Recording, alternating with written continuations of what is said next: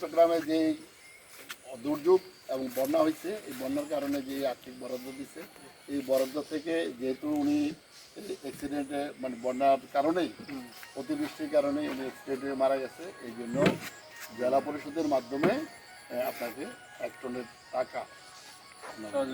যেটা আজকে কালকে নাকি অন্ত্যেষ্টি ক্রিয়ার জন্য আপনাদেরকে সহযোগিতা করছে পার্বত্য প্রতিমন্ত্রী ব্যারিস্টার মীর মোহাম্মদ হেলাল উদ্দিনের অনুদান মানে ওই সময় একটা নর সময় পরিমাণ থেকে এমন